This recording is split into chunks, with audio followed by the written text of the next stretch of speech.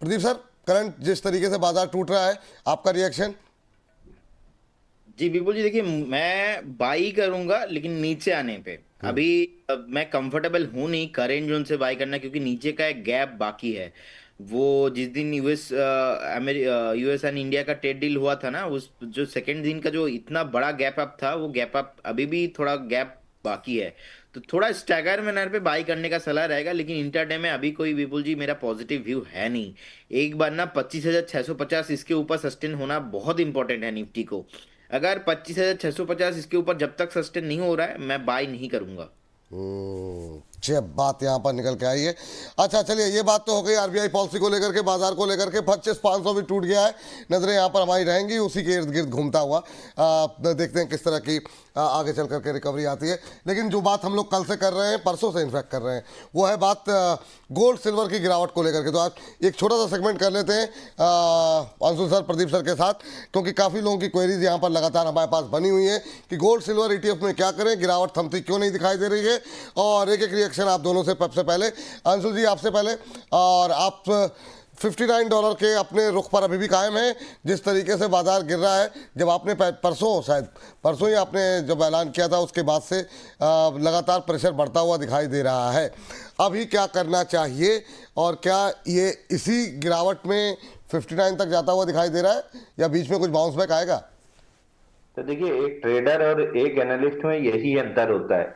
Trader के पास अगर मगर नहीं होता है कि ऐसा हुआ तो वैसा, वैसा हुआ तो ऐसा। ट्रेडर के पास एक क्लियर व्यू होता है कि मेरा व्यू बेरिश है तो मैं सेल ऑन रैलीज देखूंगा, मेरा व्यू बुलिश है तो मैं बाई ऑन डिप्स देखूंगा, भले फिर मेरा स्टॉप लॉस कटे। व्यू जो डोमिनेंट व्यू है मैं उसके साथ रहूंगा, क्योंकि स्टॉप लॉस छोटा छोटा कटेगा और एक ट्रेड आपके 5-6 स्टॉप लॉस को एक ही बार में निकाल देगा। मेरा व्यू अभी भी वही है जो कल था। $59 तक हम आ रहे हैं, 63.90 तक, ऑलमोस्ट 63.90 का लो बन चुका है। अब $4-5, अब यहां से फिर व्यू भले 59 का हो, अब रिस्क रिवॉर्ड क्या है? क्या यहाँ मैं पे शॉर्ट करूंगा? अभी मैं नहीं करूंगा, क्योंकि रिस्क रिवॉर्ड मेरा मैच नहीं करेगा। मैं फिर वही 2 दिन के लिए वेट करूंगा, जैसे मैंने ट्यूसडे वेट किया था। आपका मंडे और ट्यूसडे, वेडनेसडे जाके ट्रेड बना था, सॉरी, ट्यूसडे वेडनेसडे वेट किया था, वेडनेसडे दोपहर को जाके ट्रेड बना, थर्सडे को लंबी प्रॉफिट मिली। अब है फ्राइडे। वैसे भी अगर पूरा वीक वोलेटाइल रहता है तो फ्राइडे शांत जाता है, ये कमोडिटीज में आप ट्रेंड देख लीजिएगा। ओवरऑल अगर पूरा वीक शांत रहा है तो फ्राइडे बड़ा ट्रेड मिलता है, और अगर पूरे वीक में अच्छे ट्रेड मिले, फ्राइडे शांत जाता है। तो फिर मैं उसी के साथ जाऊंगा जो इतिहास के साथ होता है, कि हमेशा इतिहास रिपीट होता है। फ्राइडे ट्रेड नहीं मिलने वाला, मंडे भी शायद आपको ट्रेड नहीं मिलेगा, ट्यूसडे जाके आपको वापस से ट्रेड मिलेगा। और आपको अगर माल बेचना है, आपको $78 तक का वेट करना चाहिए। अभी हम $72.6 पे खड़े हैं।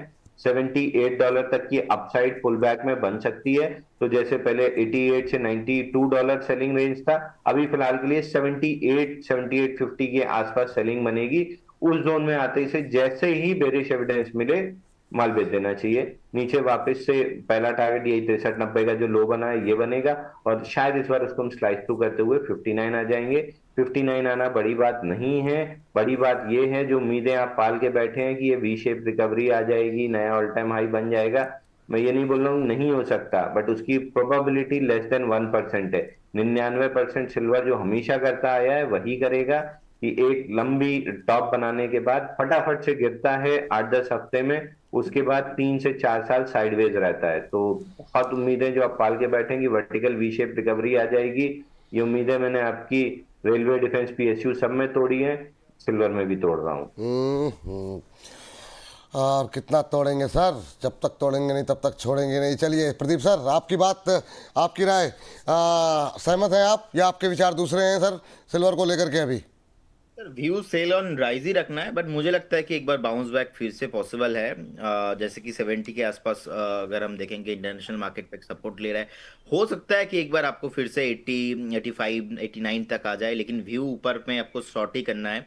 और जब भी ऐसा तेजी के बाद इतना बड़ा एक डाउनफॉल आता है, तो चार्ट इजीली फिर से अप ट्रेंड में पहुंचता नहीं है। तो वो पॉसिबल नहीं होगा फिर से सिल्वर इमीडिएट लेवल पे रिकवरी करना। तो कभी भी आपको थोड़ा ऊपर मिलता है, आपको बेच के ही जाना है। और सर मुझे लगता है कि आपके चैनल में सबसे इम्पोर्टेंट बात तब हो गया था जब आप आज से 1 महीना पहले से चिक चिक के बोल रहे थे कि क्या करना है क्या करना है। हम सब लोग आके यही बोल रहे थे कि नहीं खरीदना है, मतलब इतना हाई पे तो नहीं खरीदना है। बिल्कुल। सो वो जो चीज है ना बहुत इंपॉर्टेंट है। जिन्होंने फॉलो किया ठीक है, जिन्होंने फॉलो नहीं किया अभी रो रहे हैं। सो मुझे लगता नहीं कि सर अभी बाय करना चाहिए, और से शॉर्ट करना भी थोड़ा बहुत रिस्की हो रहा है क्योंकि ऑलरेडी एक अच्छा खासा करेक्शन भी हमने देखा है। तो ये थोड़ा कंसोलिडेशन भी हो सकता है कि चला जाए, तो इसीलिए एक बार सेफ जाना बेटर रहेगा कि कुछ मत करिए। अगर आपके पास ऑलरेडी है एक उछाल में कुछ भी 85 86 के आसपास मिलता है तो बेचिए। और मुझे लगता नहीं कि पुराना प्राइस में भी आपको सिल्वर मिलेंगे। जो 1 साल पहले का प्राइस है सिल्वर गोल्ड, उस प्राइस में आपको नहीं मिलेंगे। एक कंसोलिडेशन 2 4 साल प्राइस ऊपर नहीं आएगा, इसी रेंज के आसपास घूमता फिरता रहने वाला है। चलिए, तो ये भी बात है कि मतलब पुराने भाव भी नहीं मिलेंगे। अब सवाल उनके लिए जो कि हमारा क्योंकि फोकस जो है वो सिल्वर ईटीएफ को लेकर के ज़्यादा, गोल्ड और सिल्वर ईटीएफ को लेकर के ज़्यादा है, क्योंकि हम बात नज़रें हमारी शेयर बाज़ार को लेकर के रहती हैं। ईटीएफ्स में क्या करें? ईटीएफ में जो ट्रेडर्स हैं जो इस उम्मीद पे हैं कि जैसे अभी अंशुल जी कह रहे थे, अंशुल जी आप हैं हमारे साथ?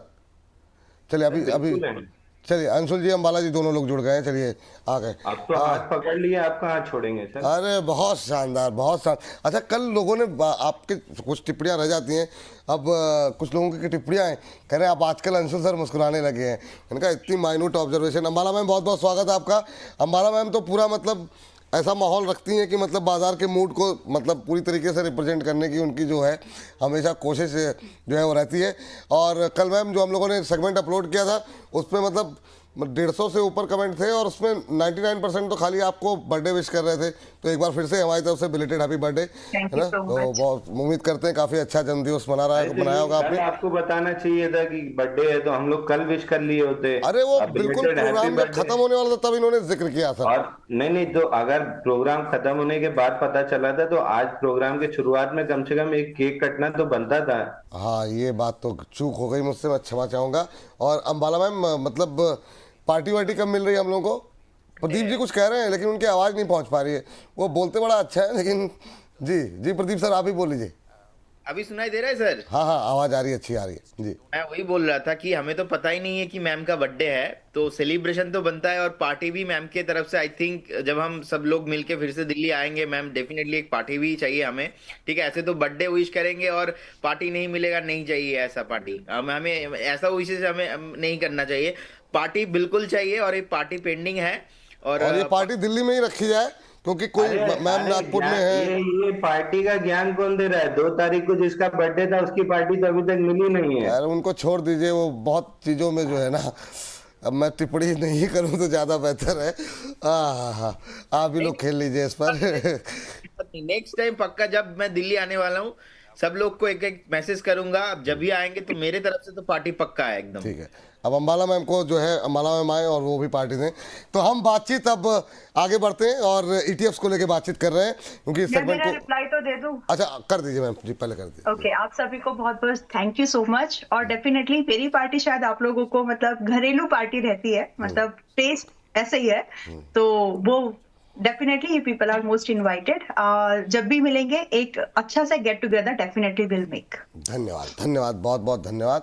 तो फिर मतलब कोई मतलब मैम कह रही हम लोग की मेरी पार्टी घरेलू रहती है, तो हम लोग कौन सा मतलब जो है जंगल में पार्टी करने के लिए कह रहे हैं? हम लोग भी कह रहे हैं भाई किसी। मतलब है वो मतलब आई एम मतलब ठीक है मैम, भावनाओं को समझ गए हम, है ना? हाँ। हाँ बस बस मैम, मतलब ऐसा नहीं है।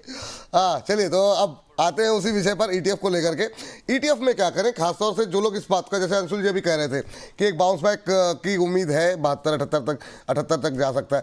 सर अभी क्या करें? जो ईटीएफ वाले हैं ये डेली बेसिस पे इसलिए पूछ रहे हैं, हर बार नए दर्शक होते हैं, तो क्या वो लोग जो पहले से जिनके ईटीएफ चल रहे हैं, खासतौर से ट्रेडर्स के लिए, इन्वेस्टर के लिए नहीं, हर बार हम इसको क्लैरिफाई करते हैं, उनको अभी चांदी से एग्जिट कर लेना चाहिए या अभी बने रहना चाहिए? अंशुल जी।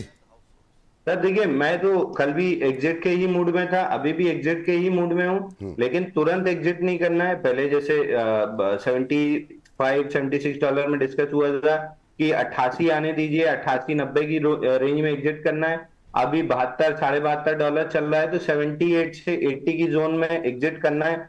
अब इसको आप एमसीएक्स पे अगर कन्वर्ट करें तो लगभग $6 से $7 की अपसाइड दिख रही है। तो $7 पकड़ के अगर मैं उसको कॉमेक्स पे मल्टीप्लाई करूं 90 रुपए से, तो लगभग यहाँ से 20-22 हजार रुपए की तेजी अगर आपको मिलती है तो वहां पे सिल्वर में एग्जिट कर लेना चाहिए। बहुत जल्दी आपको भाव नहीं मिलने वाले हैं। चलिए, HEG ग्रेफाइट तो नहीं थे आप उस समय, रेलवे डिफेंस तो मैं आपको लाइव कब से 1.5 साल से दिखा रहा हूं कि बाइंग क्लाइमैक्स के बाद कितनी भी कुछ अच्छी खबरें आ जाए नीचे ही आते हैं स्टॉक। आपने बजट के बाद देखा ही है, बजट के पहले से बोलते आ रहा था बेच के आइए, अभी भी यही बोल रहा हूँ, सिल्वर में रैली मिलती है तो बेच के निकलिए। 20-22 हजार रुपए ऊपर मिल जाए, $7-8 ऊपर मिल जाए, बेच के निकल जाइए। नहीं फिर 2-3 साल ये माला आपके गले में पहना के मार्केट चला गया है, अभी मौका है उतार लीजिए, नहीं तो फिर ये 2-3 साल बाद आप पछताते रहेंगे कि उस समय निकल गए होते तो अच्छा रहता। काफी लोअर प्राइजेस देखने में मिल सकते हैं। जी चलिए ठीक। अमाला मैम सहमत हैं आप ये जो अंशुल जी कह रहे हैं, क्योंकि समय अब इसको हम इस सेगमेंट को वाइंड अप करने जा रहे हैं। क्या ETF से अभी तुरंत एग्जिट करना चाहिए? अभी सिल्वर को लेकर के आपका आउटलुक क्या है? क्या और डाउन साइड आप देख रही हैं? अंशुल जी ने 59 का टारगेट दिया है, आपके टारगेट्स क्या होंगे $59 के, मतलब जी इंटरनेशनल कॉमेक्स को? जी जी क्या आपका आप इनसे सहमत हैं या आपके व्यू दूसरे हैं? जी मैं सिल्वर को MCX पर 1,85,000 के आसपास देखती हूँ। यहाँ से ही इसके बाद अगर आपको एवरेज करना है, बाउंस पे निकलना है, तो आप ये ध्यान में रखें कि 2.35 पे चल रहा है, कल 2.50 था और 1.85 आएगा, मतलब it is very very likely. Are you prepared for this? Investor हो तो देखो क्या करना है आपको, लेकिन ट्रेडर्स ध्यान से समझ लें कि 185 के और एक की पूरी तैयारी लग रही है। तो अगर आपको शॉर्ट टर्म का व्यू है तो आप निकल जाओ या फिर अपनी पोजीशंस को हेज करो अगर ओवर एक्सपोज्ड है तो।